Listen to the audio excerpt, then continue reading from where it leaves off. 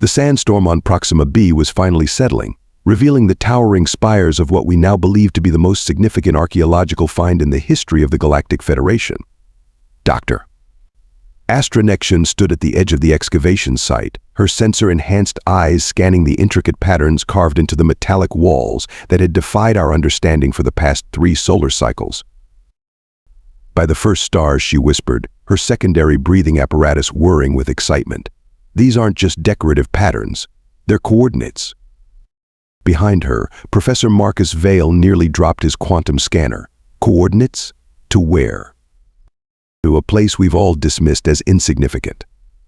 A small blue planet in the Sol system. Astra's tentacles rippled with anticipation as she traced the ancient markings. Earth.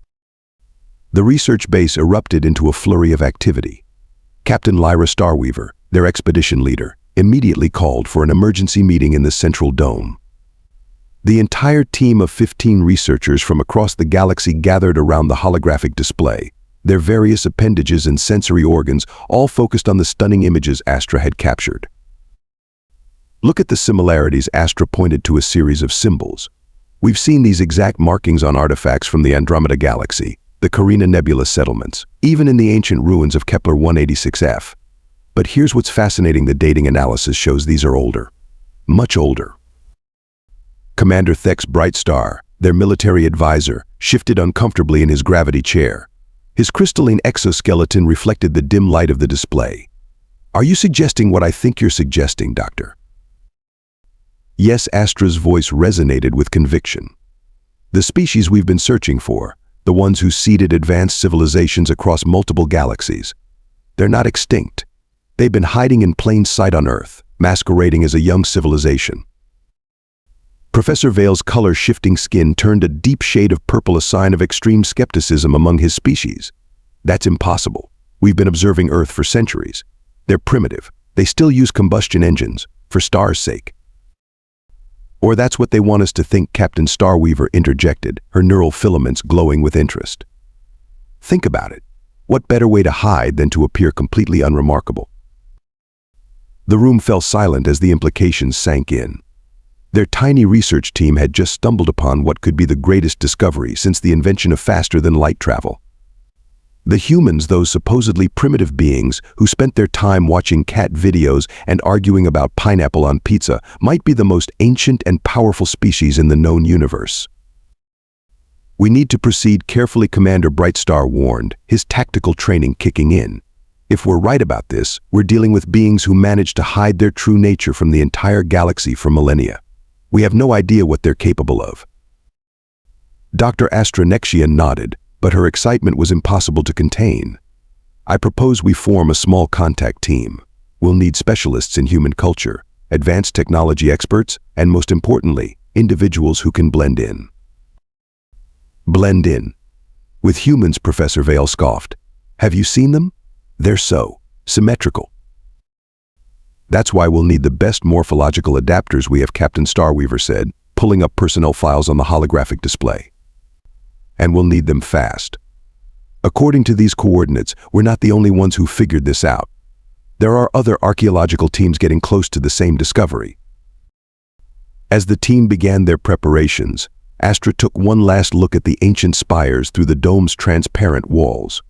The markings seemed to pulse with an energy she hadn't noticed before, as if responding to their discovery. She couldn't shake the feeling that they hadn't just found the answers they'd been seeking, they'd stumbled upon questions they never knew to ask. May the first stars guide us, she muttered, using an old archaeologist's prayer. Because we're about to meet our makers, and they think they're just regular humans. The research vessel Stellar Seeker dropped out of hyperspace, just beyond Luna's orbit, its advanced cloaking systems ensuring they remained invisible to Earth's primitive radar systems. At least they hoped they were primitive. Energy readings are bizarre, Professor Vale announced, his color-shifting skin flickering between shades of confusion. According to our scanners, this planet should be dead. No magnetic field, no atmosphere, definitely no life. But here we are, staring at 8 billion life signs and a thriving biosphere. Captain Starweaver floated to the observation deck, her neural filaments casting a soft glow across the command center. Someone's generating a massive field that's hiding the planet's true nature. The question is, are they hiding it from us or from themselves? Both, perhaps Dr. Nexion suggested, her tentacles dancing across multiple holographic displays. Look at these historical records we're picking up from their information networks. Their own accounts of history are full of what they call myths and legends. Stories of gods walking among them, of beings with incredible powers. Commander Brightstar's crystalline form refracted light across the deck as he moved closer to examine the data. You're saying these aren't myths at all? They're actual historical records. Exactly. They're tales of Zeus throwing lightning bolts, of Vishnu preserving the universe, of Odin's wisdom. These aren't primitive attempts to explain natural phenomena. They're generational memories of their own capabilities. The team had split into research groups, each tackling a different aspect of human civilization. Professor Vale's assistant, Dr. Andrea Swift, had been analyzing human entertainment media. "You won't believe this," she called out, her bioluminescent patches pulsing with excitement. Their popular culture is filled with stories about humans gaining supernatural powers or discovering they're actually gods. It's like their subconscious is trying to tell them the truth. And look at this, Astra added, pulling up more data streams. Their quantum physics theories are approaching galactic standard, but they're doing it backward. Instead of starting with the fundamental laws of reality manipulation, they're working up from basic particle physics. It's like watching someone rebuild a quantum computer using stone tools. Impressive, but completely backward. Commander Brightstar raised an alarming point. If they are the Seeders, why would they choose to forget? What could be so terrible that an entire species would willingly suppress their own power? The question hung heavy in the recycled air of the command center. Captain Starweaver was about to respond when their sensors detected something unprecedented. "Energy spike in Sector 7, Professor Vale shouted, his skin turning alarm red. "It's coming from a human teenager in a place called Newark." They watched in fascination as their instruments recorded a burst of pure reality manipulation energy, the kind their civilizations had spent millennia trying to harness. The source, a 16-year-old human who, according to local social media, had just been dumped via text message. The emotional trigger, Astra breathed, her tentacles curling with excitement. Their powers are linked to their emotions. That's why they suppress them, they're too volatile. "Incoming transmission," the communications officer, Lieutenant Pax, announced suddenly. "It's coming from everywhere and nowhere." The ship's speakers crackled to life with a sound that shouldn't have been possible, a message in perfect galactic standard, bypassing all their security protocols. "We were wondering when you'd show up," a warm, amused voice said. "Perhaps we should talk." The crew froze. Captain Starweaver was the first to recover. "Identify yourself." "Oh, you can call me Sandra. I run a small coffee shop in Portland. But I also maintain the planetary defense grid that's keeping you from scanning too deeply into things you're not ready to understand. Would anyone like a cup of coffee? I make an excellent cold brew." Commander Brightstar's tactical training kicked in. "This has to be a trap." "Not a trap," Sandra replied, somehow hearing him despite the transmission being one way. "Just a conversation that's been pending for about 12,000 years. Your parking spot in orbit is fine, by the way, but you might want to move 3 degrees starboard. You're blocking Mrs. Johnson's view of Jupiter, and she does love her evening stargazing." Dr. Nexion looked at her teammates, then at the beautiful blue marble hanging in space before them. Everything they thought they knew about human civilization had been wrong. They weren't observing a young species taking its first steps into the galactic community. They were being allowed to witness precisely what these beings wanted them to see. And now, for some reason, the curtain was being pulled back. "Well," Captain Starweaver said, straightening her uniform, "I suppose we should accept that coffee invitation. Any objections?" No one had any. After all, how do you say no to a barista who might have seeded life throughout the galaxy?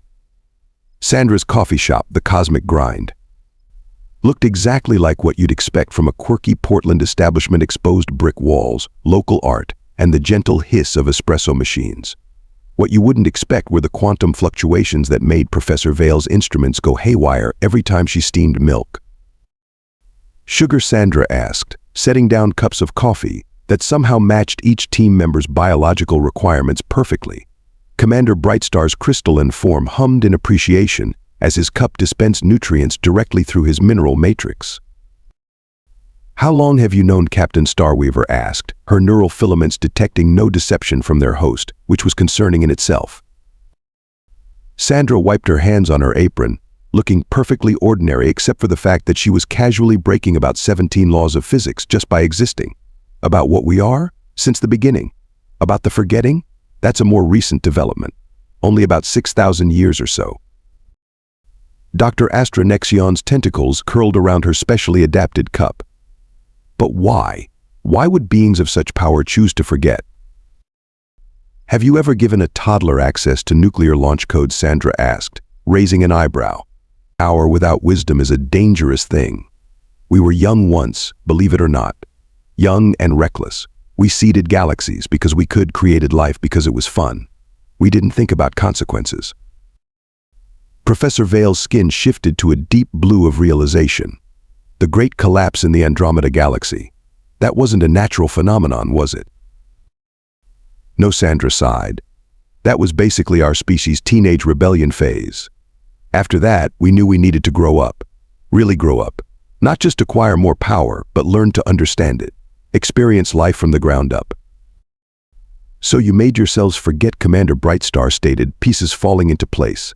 "Locked away your powers and chose to evolve again from scratch." With a few safeguards in place, Sandra nodded toward the window. Outside, a group of teenagers walked by, laughing at something on their phones. Every now and then, someone starts to remember naturally, usually during highly emotional moments. We help them understand, or if they're not ready, we help them forget again. "We?" Dr. Swift asked, her bioluminescent patches pulsing with curiosity. The barista Sandra grinned. "Did you really think it was a coincidence that coffee shops have become global gathering places? We keep an eye on things, maintain the barriers, and make sure nobody accidentally rewrites reality because they're having a bad day." Captain Starweaver set down her cup. "But now you're revealing this to us. Why?" "Because you're not the only ones who figured it out." Sandra's expression grew serious. "Other civilizations are starting to notice. Some are afraid. Others are ambitious. We've had 3 different alien invasion plans thwarted this month alone. And it's getting harder to make people believe they just saw weather balloons." The research team exchanged glances. Their archaeological discovery wasn't just academic anymore, it had galaxy-wide implications. "There's something else you should know," Sandra continued, reaching beneath the counter.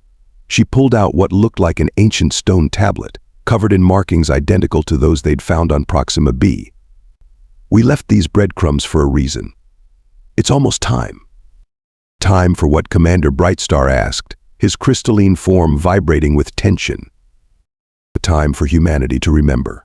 Not all at once, that would be catastrophic, but gradually, naturally, and we need help." She looked at each of them in turn.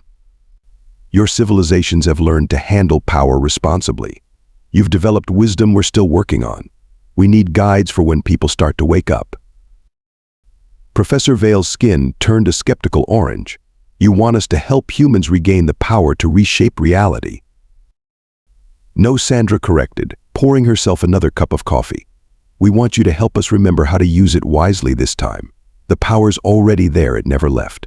What we need is perspective, understanding, the wisdom to know when not to use it."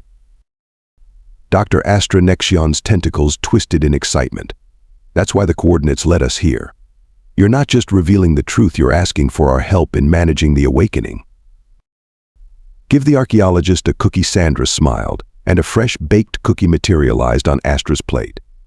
"But here's the real question. Are you willing to help a species of dormant gods grow up?" Before anyone could respond, the coffee shop door chimed. A young woman walked in, her eyes red from crying, small sparks of reality warping energy crackling unnoticed around her hands. "Right on schedule," Sandra said quietly. "So, what do you say? Ready to help write the next chapter of galactic history? Fair warning, it's going to be a bit messy." The team looked at each other, then at the young woman who could potentially reshape continents because of a bad day, and finally at Sandra, who was already putting on a fresh pot of coffee. They realized they weren't just making first contact or documenting an archaeological find. They were about to become teachers to a species that had created their own civilizations in the first place. The irony was not lost on any of them. The town of Blue Valley, population 2,347, was about to have its most interesting Tuesday ever. The research team had chosen it for their first official contact specifically because nothing interesting ever happened there. Sandra had approved the location with a knowing smile that made Commander Brightstar deeply uncomfortable. Remember, Captain Starweaver briefed the team, their morphological adaptations now making them appear almost human.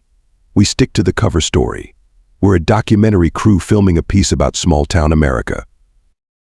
Why do I have to wear these pants? Professor Vale complained, his now human form fidgeting. The constant friction against my legs is maddening. Because showing up in your natural color-shifting plasma form might cause a panic, Dr. Swift reminded him, admiring her newly manifested blonde hair in a shop window. They'd barely made it 3 steps into town when their first unexpected encounter occurred.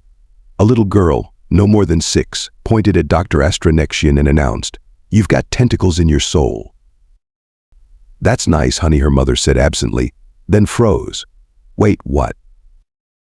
"Oh, she must be very imaginative," Astra laughed nervously, checking to make sure her human disguise was still intact. It was perfect on the surface. "The funny space lady is right, Mommy. Everyone here has weird things in their souls. Except Mr. Peters. He's just grumpy because his cat keeps stealing his socks." The mother hurried her daughter away, but not before the girl waved and said, "Don't worry, your secret's safe with me. Pinky promise." "Well," Commander Brightstar muttered, "that's concerning."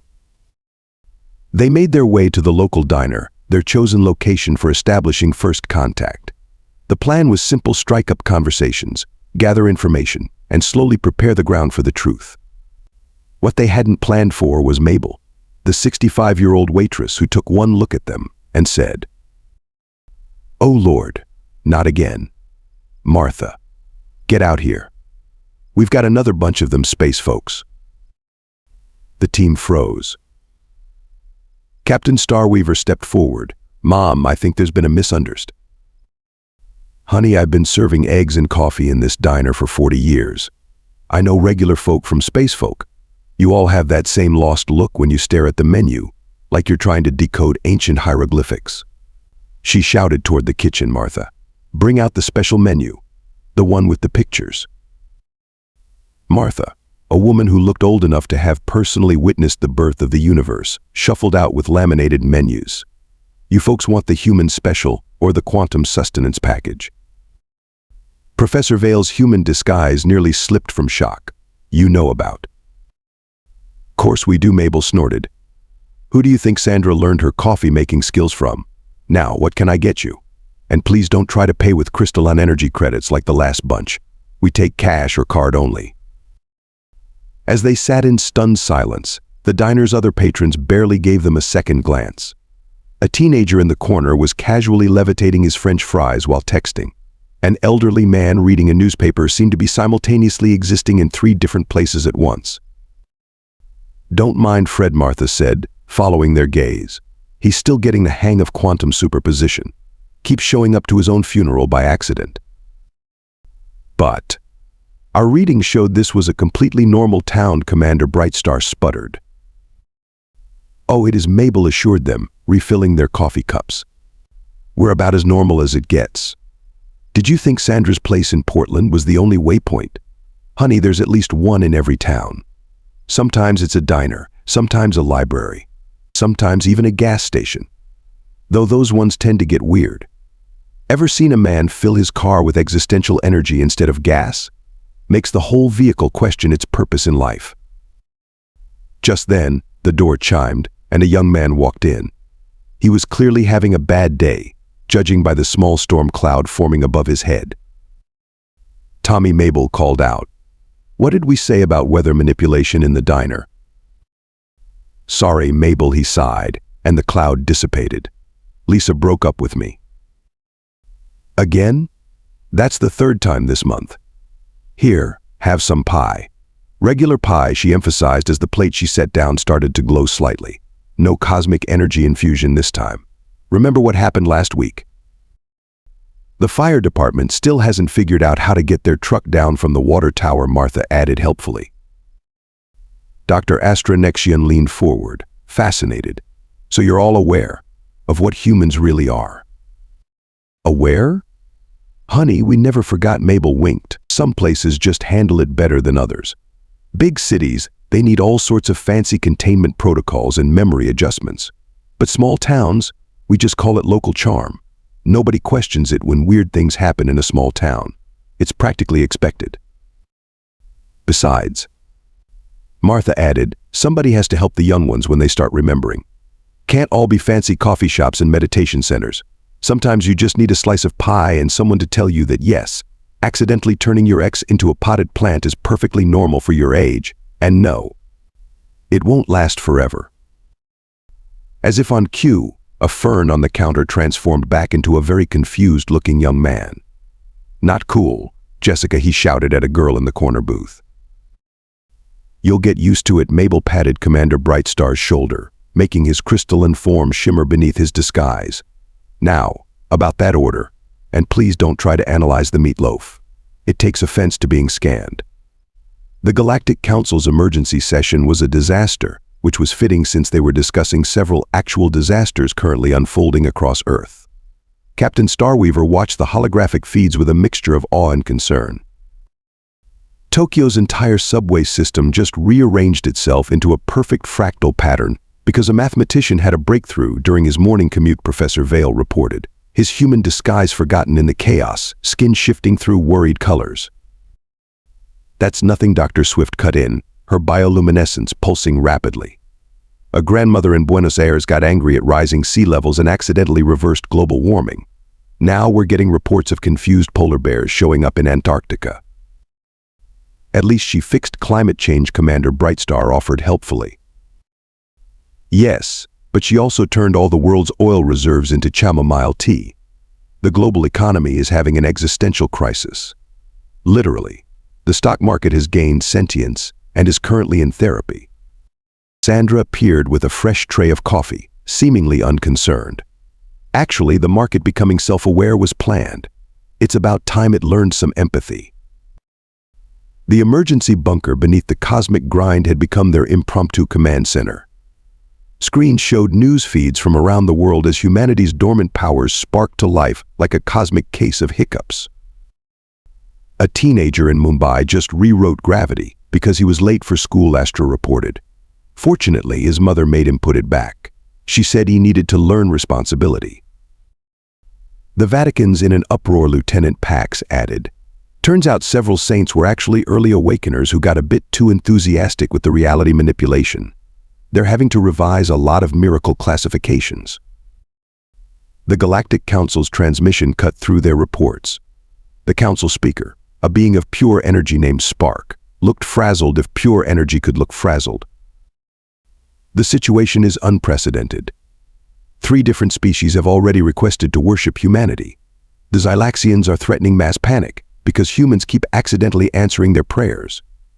Do you know how embarrassing it is to have your deity turn out to be a college student who fixed your solar system's alignment while procrastinating on their thesis? Now Sandra soothed, somehow projecting her presence across the galactic transmission. Everything's proceeding exactly as it should. The awakening was always going to be a bit messy. Messy, Spark crackled. A child in Wisconsin created a new color. Our scientists are having breakdowns trying to process it. We can't even name it because it sounds like happy kittens. To be fair, Martha chimed in from upstairs, having joined their bunker via a portal she'd opened through the coffee maker. That new color is quite pretty. Goes well with mauve. Reports kept flooding in. A book club in Seattle had accidentally created a pocket dimension while debating plot holes in their latest read. A baker in Paris had gotten carried away with sourdough starter and evolved it into a new form of peaceful consciousness. The bread was now teaching philosophy at the Sorbonne. The real problem, Commander Brightstar noted, is the other alien civilizations. Half of them are panicking, the other half are trying to establish diplomatic relations with random humans who don't even know they're doing anything special. As if to prove his point, a message flashed across their screens. The Arcturian Empire, one of the most powerful forces in the galaxy, had just appointed a teenager from New Zealand as their supreme ruler because she'd absent-mindedly fixed their millennium-old energy crisis while playing video games. "I have to turn it down," came a young voice over the comms. "I've got finals next week." Sandra smiled that knowing smile again. "You see, this is exactly why we chose to forget. Power isn't the hard part. Wisdom is. And what you're all watching isn't chaos, it's humanity's first steps toward remembering how to handle their abilities responsibly." But the physics professor Vale protested. "The laws of reality are more like guidelines," really Mabel interrupted, bringing down a fresh pie that somehow existed in 7 dimensions. "Always have been. We just forgot that for a while." The Galactic Council was still panicking. 3 more civilizations had reported their suns being accidentally optimized by humans who just thought they looked a bit dim. A group of retirees in Florida had started a knitting club that was inadvertently weaving the fabric of space-time into cozies. "I think you're all missing the point," Sandra said, her voice cutting through the chaos. "Look closer." They did, and slowly they began to notice something remarkable. For every accidental reality revision, there was a correction. For every burst of power, there was a lesson learned. Humans weren't just remembering their abilities, they were remembering why they chose to forget them in the first place. The teenager who'd rewritten gravity? He was now voluntarily tutoring younger kids about actions and consequences. The book club had turned their pocket dimension into a free library, but only after establishing clear rules about dimensional safety and proper bookmark use. Even the sentient bread was holding ethics seminars between philosophy lectures. Their learning Captain Starweaver breathed in realization. Every mistake, every accident, every moment of chaos, it's all part of the process. Exactly, Sandra beamed. You can't learn responsibility without making a few mistakes. Though I do wish they'd stop accidentally adopting cosmic horrors. Do you know how hard it is to house-train a being of pure void? As if in response, something that might have been a dog, if dogs were made of starlight and probability, trotted through the bunker with a newspaper in what might have been its mouth. "Good news," Dr. Swift announced, checking the latest reports. "The number of accidental reality alterations is stabilizing. Humans are starting to instinctively understand their limits." "Of course they are," Martha nodded sagely. "You don't serve coffee and pie to 3 generations of a town without learning something about human nature. They'll get there. They always do." The Galactic Council, watching all of this unfold, finally began to understand. They weren't witnessing the chaos they'd feared. They were watching a species remember not just what they could do, but what they should do. "Though someone might want to check on that New Zealand teenager," Sandra added. "I hear the Arcturians are very persistent with their job offers 1 year after the Great Awakening, Doctor."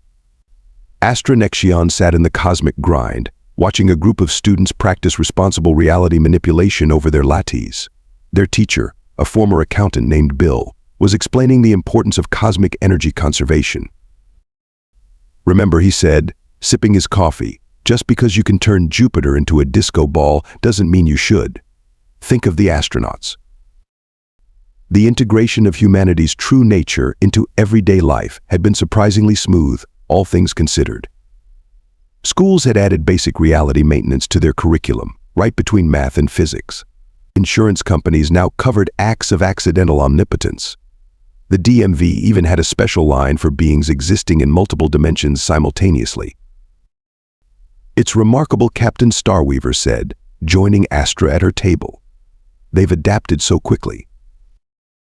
"Humans have always been good at adapting," Sandra replied, appearing with fresh coffee as she always did.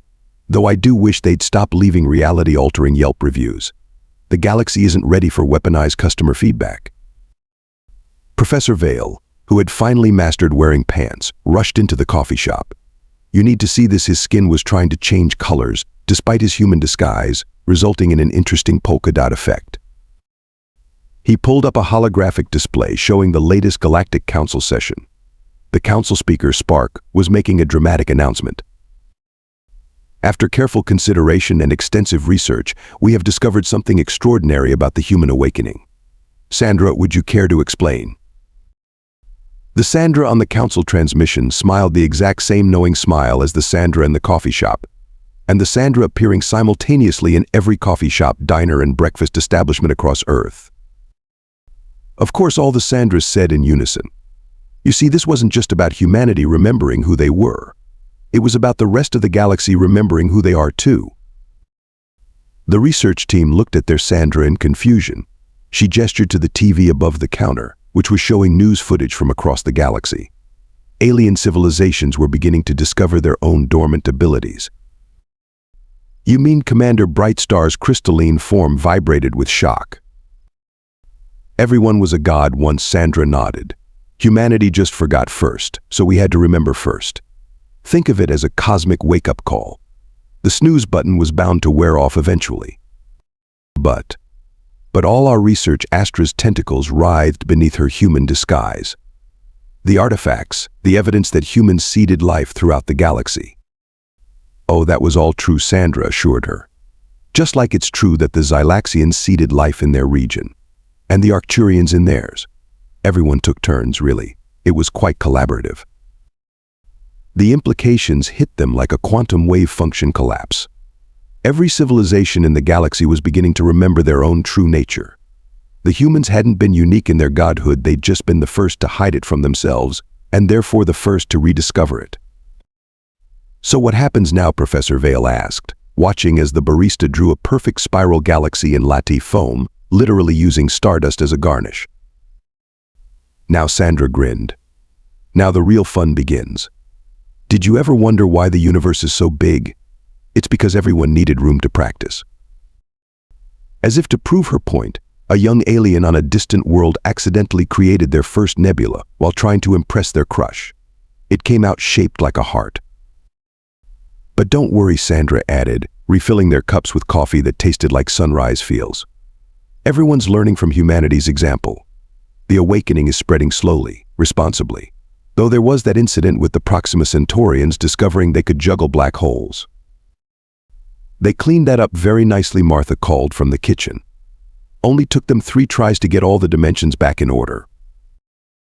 The team looked around the coffee shop, seeing it now for what it truly was, not just a waypoint or observation post, but a classroom for the cosmos. In every booth, at every table, beings from across the galaxy were learning to remember who they were, guided by the species who had forgotten first and remembered best. There's just one thing I don't understand, Captain Starweaver said. Who are you really, Sandra? All the Sandras across the universe smiled simultaneously. Oh, I'm just a barista, she said, her form flickering momentarily to reveal something ancient and infinite and surprisingly fond of good coffee. Someone has to keep the cosmic percolator running. Now then, she continued, picking up her coffee pot, which might have been the original source of all matter in the universe, who needs a refill. The next lesson's about to begin. Through the window, they could see a sunrise that looked suspiciously like it had been decorated by an enthusiastic art student with newfound powers. In the distance, someone had accidentally turned the moon into a mood ring again. And in every coffee shop, diner, and cafe across the cosmos, someone was just beginning to remember who they really were. Professor Vale finally asked the question they'd all been thinking: is anything actually normal? Sandra winked. Normal is just what you get used to. More coffee.